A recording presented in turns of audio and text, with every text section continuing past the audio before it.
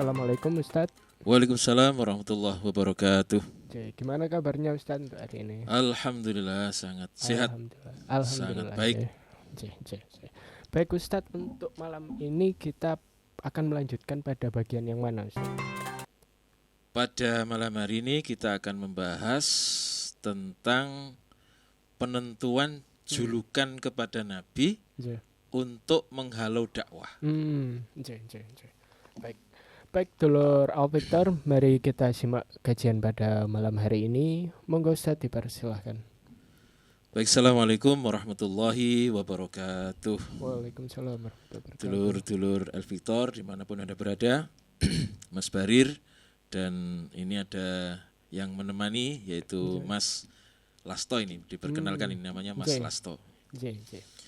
Pada malam hari ini saya dan Mas Barir dan yang ada di studio yaitu Mas Lasto, kita akan membahas bagaimana tokoh-tokoh Quraisy ini ingin membuat julukan kepada Nabi dengan julukan yang jelek sehingga orang-orang yang datang ke Mekah nanti tidak akan terpengaruh oleh dakwah Nabi.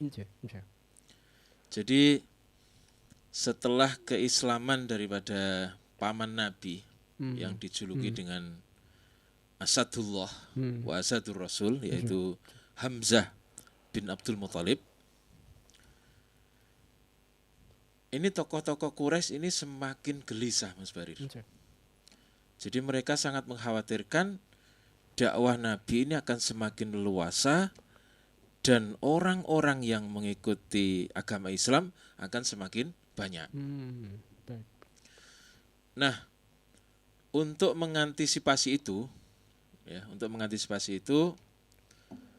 mereka kemudian bersepakat, yang kemarin sudah kita bahas, mereka bersepakat untuk menghabisi Nabi secara bersama-sama. Yang kelompok ini terdiri dari gabungan suku-suku yang berada di Mekah. Nah, dengan demikian, karena gabungan dari beberapa suku, maka yang diharapkan adalah Bani Abdul Muthalib dan Bani Hashim ini tidak akan mampu menghadapi mereka. Ini kan sukunya banyak. Sehingga dua suku ini kalau misalnya ingin menuntut balas gugurnya Muhammad, maka dua suku ini tidak akan mampu menghadapi mereka. Dan kemudian mereka akan menawarkan tebusan atau diat itu. Masya Allah. Itu rencana daripada orang-orang Quraisy. Tetapi Allah memang benar-benar menjaga Rasulnya. Jadi rencana itu didengar oleh Sayyidatina Fatimah yang waktu itu masih kecil, ya sekitar 11 tahun. Dan kebetulan lewat, Mas Bari, melewati orang itu, orang-orang yang sedang bermusyawarah itu.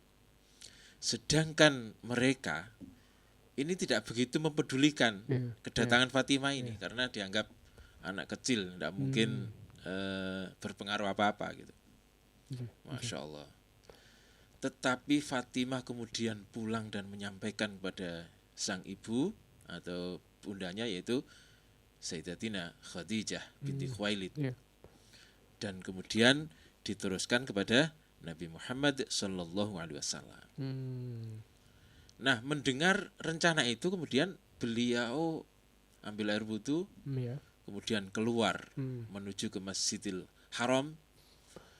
Nah, ketika keluar inilah beliau berjalan dengan sangat tenang, berjalan dengan penuh keagungan dan kewibawaan. Maka orang-orang yang dilewati, orang-orang Quraisy yang di awal sudah merencanakan pembunuhan ini, seketika wajah mereka menjadi pucat melihat kewibawaan Nabi itu. Jadi memang Nabi ini pun sebelum menjadi Rasul itu, ketika jalan itu orang-orang sudah merasa kagum, merasa bahwa orang ini memang benar-benar berwibawa. Apalagi setelah menjadi Nabi. Jadi orang-orang Quraisy ini tertunduk seakan-akan rahasia mereka terbongkar. Tidak ada satupun yang mereka berani menatap wajah Rasulullah. Yeah, yeah. Sehingga kemudian semua rencana yang telah disepakati seakan-akan tidak pernah ada. Tidak ada yang berani untuk berinisiatif untuk maju. Yeah, yeah. Semuanya seakan-akan, kalau dalam bahasa Jawa itu apa maksudnya? Temenggengen. Ya. Temenggengen. Iya, temenggengen. Kalau bahasa Indonesia itu apa itu? Merinding apa ya? Sungkan. Tiba-tiba dia freeze gitu. Oh ya. Ya kira-kira begitu. Apa ya namanya ya? Tertegun ya, tertegun beberapa saat. Masya Allah. Jadi seakan-akan mereka tidak punya rencana sama sekali. Masya Allah. Ini yang terjadi ketika Nabi keluar dengan wajah yang sangat tenang dan penuh keagungan. Sedangkan Rasulullah tetap berjalan dengan tenang, seakan-akan beliau tidak mengetahui sama sekali rencana mereka. Padahal Nabi tahu. Masya Allah. Nah, dulur-dulur Al-Victor, begitu tiba di hadapan mereka, Rasulullah kemudian membungkukkan badannya, mengambil segenggam pasir, kemudian dilemparkan kepada mereka dengan mengatakan, terhinalah wajah-wajah kalian. Dan setiap orang yang terkena lemparan pasir itu, nanti ketika perang Badar semuanya terbunuh dalam keadaan kafir. Masya Allah. Jadi inilah penjagaan Allah kepada Rasulnya, yang akhirnya membuat Sayyidatina Khadijah dan putri tercinta yaitu Fatimah ini kemudian merasa lega, yang sedari tadi sudah menunggu suami dengan harap-harap cemas, Mas Bari. Ketika mendengar itu semua, maka keduanya merasa lega. Nah, Mas Bari dan dulur-dulur Al-Victor, setelah setahun berlalu sejak peristiwa tersebut sejak konflik terbuka sejak konflik terbuka antara orang-orang yang telah memeluk Islam dan orang-orang yang masih musyrik. Setahun sudah berlalu. Sedangkan dakwah Islam terus berjalan walaupun pelan tetapi pasti. Pelan tetapi pasti. Bahasa Jawa ini alon-alon nek kelakon. Pelan tapi pasti. Seperti perputaran jarum jam itu. Pelan tapi pasti. Masya Allah. Nah, sedangkan ini ini sudah mau musim haji, Mas Barir. Ya, musim haji. Musim haji semakin dekat. Sebentar lagi kabilah-kabilah Arab akan berbondong-bondong masuk ke kota Mekah. Ini yang dikhawatirkan oleh orang-orang Quraisy. Lalu apa yang harus mereka katakan kepada mereka atau kabilah-kabilah itu, sehingga mereka tidak terpengaruh oleh dakwah Islam? Lagi-lagi mereka memeras otak, Mas Bari. Bagaimana nih caranya nih untuk memecahkan masalah itu? Maka seperti biasanya mereka kemudian bermusyawarah di tempat yang sama, yang terkenal dengan Darun Nadwah, sering kita dengar Darun Nadwah itu. Mereka bermusyawarah dipimpin oleh pembesar Quraisy yang paling tua saat itu. Paling tua, paling kaya, paling banyak anak, dan paling mendalam pemahamannya tentang syair-syair Arab. Siapa dia? Dia adalah bapak atau orang tua dari panglima yang tidak pernah terkalahkan. Kalau panglima yang tidak pernah terkalahkan itu siapa, Mas Barir? Kemarin itu siapa ya? Khalid bin Walid. Orang ini tidak pernah terkalahkan baik sebelum masuk Islam maupun sudah masuk Islam. Nah, ini bapaknya Khalid. Ya, bapaknya Khalid. Namanya adalah Al-Walid bin Mughirah Al-Makhzumi. Al-Walid bin Mughirah Al-Makhzumi. Jadi bapaknya Khalid ini orang yang sangat dihormati. Kaya raya. Jadi perkebunannya itu membentang dari Araf ke Taif itu. Semuanya miliknya. Kaya, kemudian paling tua, dan paling paham tentang syair-syair Arab. Masya Allah. Sehingga di peristiwa pembangunan Ka'bah itu, pemugaran Ka'bah itu, biaya terbesar ini dari bapaknya Khalid, yaitu Al-Walid bin Mughirah ini. Masya Allah. Nah, dulur-dulur Al-Victor, pertemuan itu dibuka oleh Al-Walid bin Mughirah dengan mengatakan, wahai orang-orang Quraisy, musim haji akan segera datang.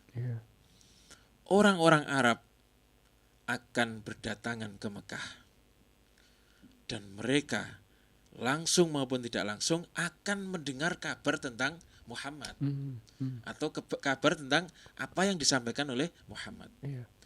Maka satukanlah pendapat kalian, jangan sampai kalian berbeda-beda dan saling menyalahkan satu sama lain. Jadi kalau berbeda itu kan, jarene yang ini begini, katanya yang ini begini. Nah ini kan kalau bahasa Jawa itu selegenje itu. Akhirnya mereka tidak percaya. Maka musyawarah ini untuk menentukan satu kata, apa yang harus kita berbuat. Masya Allah.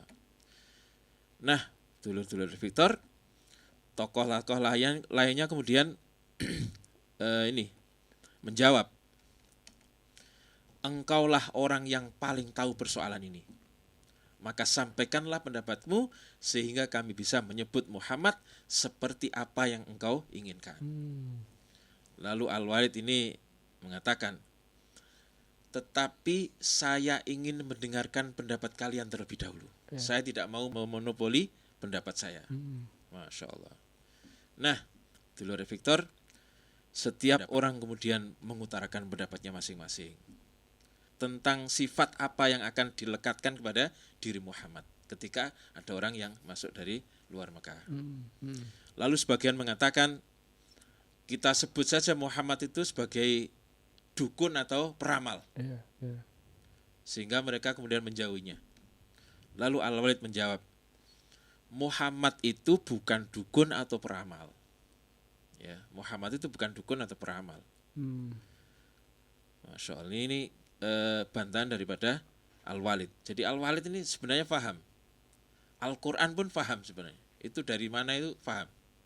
Sehingga nanti ada ayat yang turun mengenai Al-Walid bin Mughirah ini.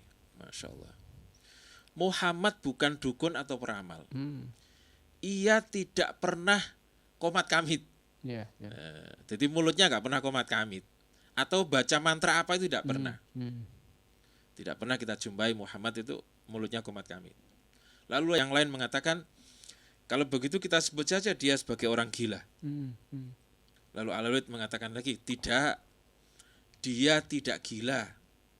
Kita semua yang di sini itu pasti tahu ciri-ciri orang gila itu seperti apa. Dan Muhammad sama sekali tidak ada memiliki ciri-ciri seperti itu. Kemudian yang lain lagi mengatakan, bagaimana kalau kita sebut saja Muhammad itu sebagai penyair.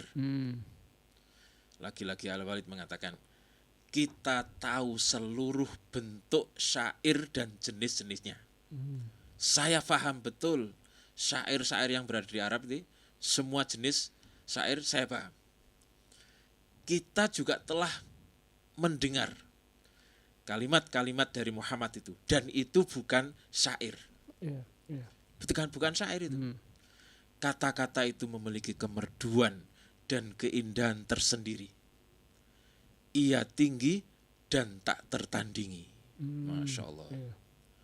Jadi ketika pertama kali mendengar bacaan Al-Quran dari Nabi, Al-Walid bin Mughirah ini menyatakan ketertarikannya, Mas Barir, dengan kalimat begini, Wallahi inna liqaulihi alladhi yaqulu halawatan. Demi Allah, kata Al-Walid, sungguh ucapan yang disampaikan itu benar-benar memiliki kemanisan. Sangat manis. Masya Allah. Wa inna alaihi latolawatan. Dan sesungguhnya padanya terdapat keindahan. Kalimat yang diucapkan Muhammad itu nikmat, manis.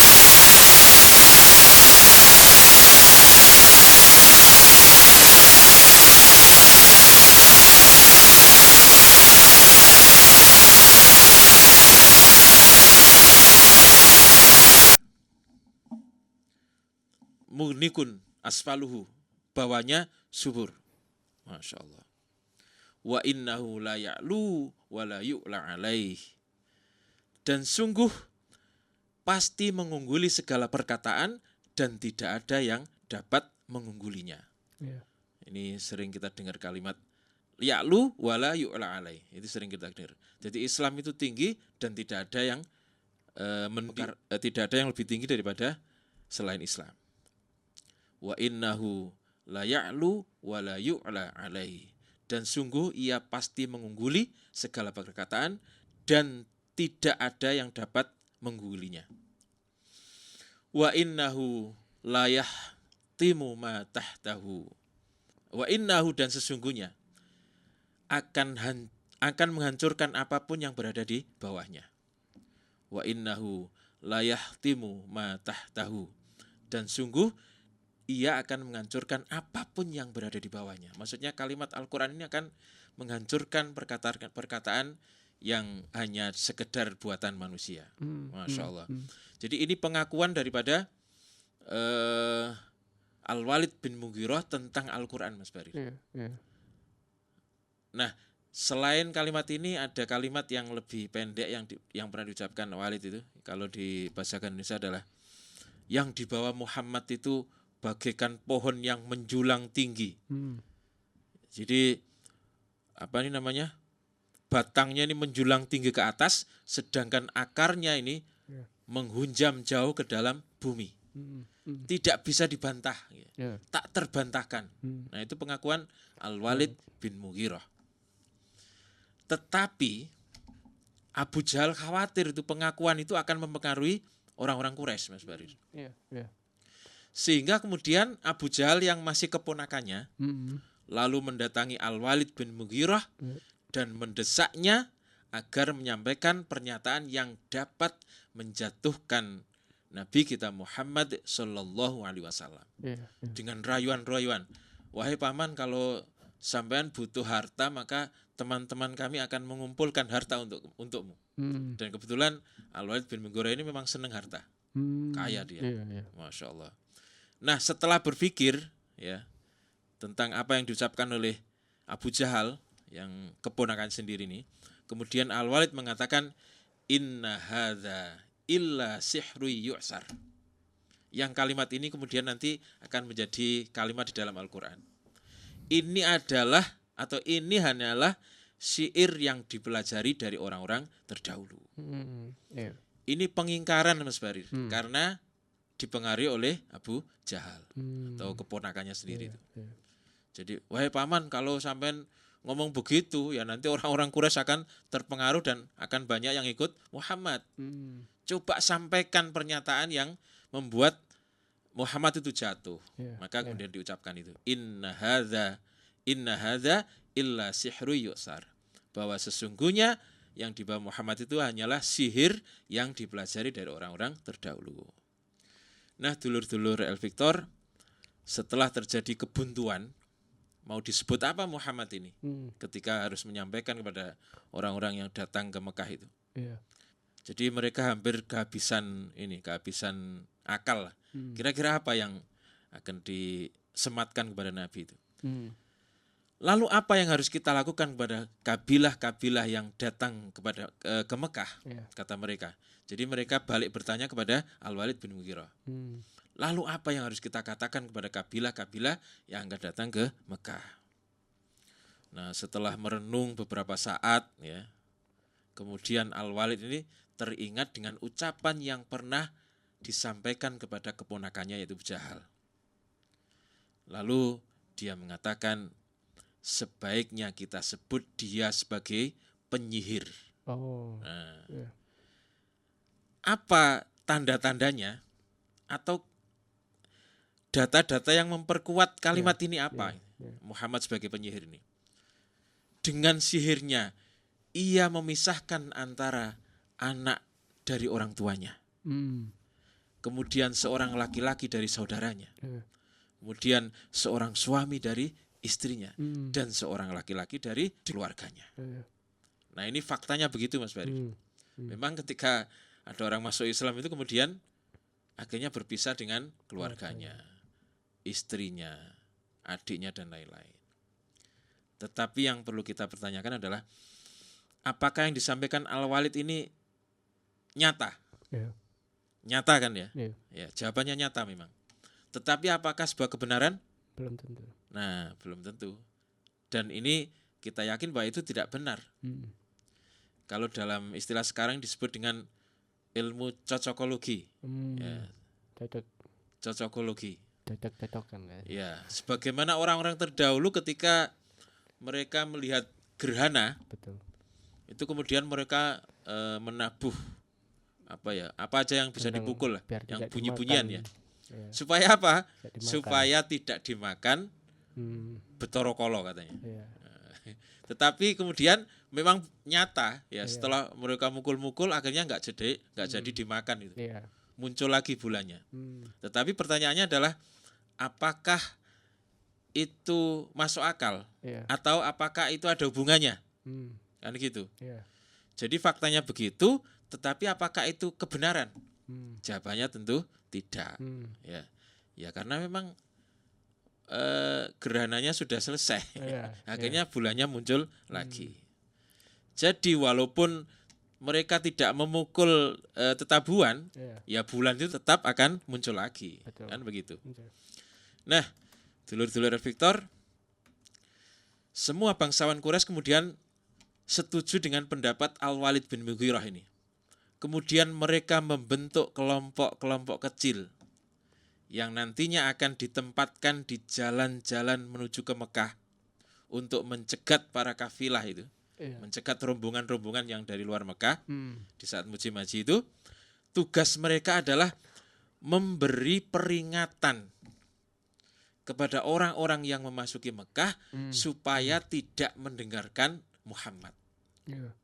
Jadi antisipasi ini supaya mereka tidak mendengarkan Muhammad, sebab Muhammad itu adalah tukang sihir yang bisa menyihir kalian, kemudian kalian akan berpisah dengan keluarga, anak-anak dan lain-lain.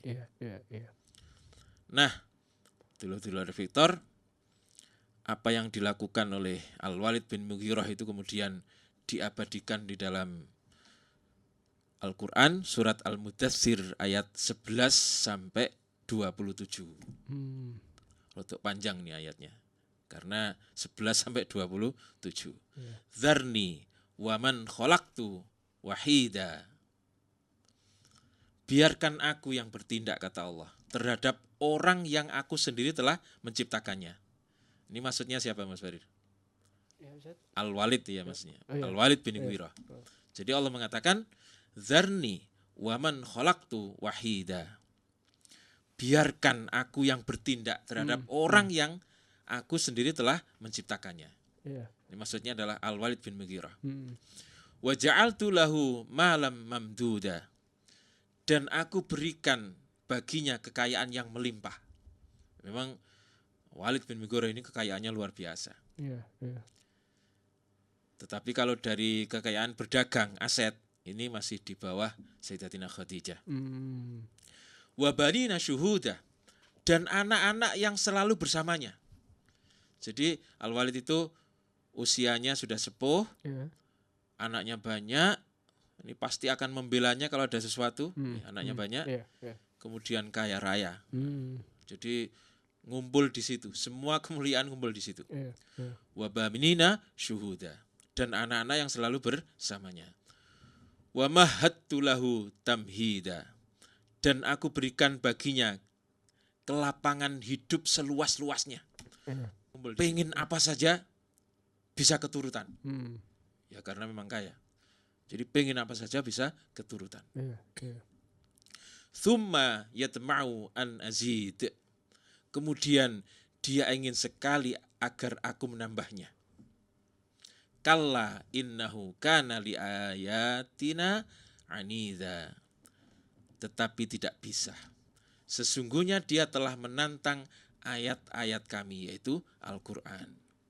Dia sudah mengatakan bahwa apa yang dibawa Muhammad itu tidak terbantahkan kok. Tetapi justru kemudian karena bujuk rayu daripada Abu Jahal, lalu dia mengatakan bahwa itu adalah sihir yang dipelajari.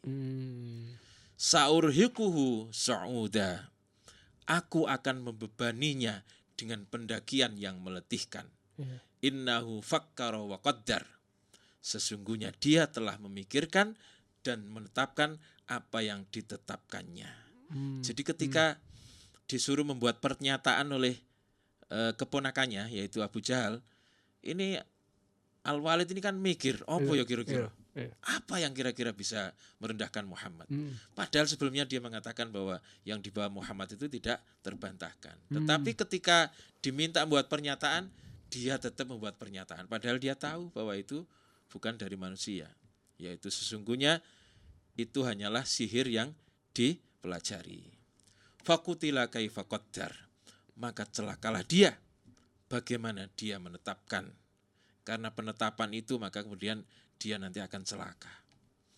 Jadi Al-Walid bin Mughirah ini nanti meninggal dalam keadaan kafir, tidak masuk Islam. Yaitu bapaknya Khalid itu ya. Tsumma qutila kaifa qaddar. Maka sekali lagi celakalah dia. Bagaimana dia menetapkan sesuatu kalimat yang sebenarnya dia tidak tidak paham, tidak tahu. Tsumma nadhur. Kemudian dia merenung atau memikirkan apa yang baru saja saya sampaikan itu. Kenapa saya menyampaikan itu? Padahal saya mengakui bahwa Al-Quran itu tidak terbantahkan. Tsumma abasa wa basar. Lalu berwajah masam dan cemberut. Tsumma adbara wastakbar.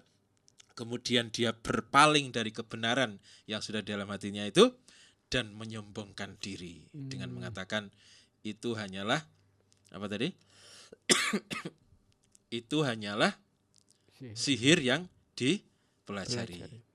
Faqala in hadza illa sihru yu'thar. Nah, ini kalimat yang disampaikan oleh Al-Walid bin Mughirah tadi.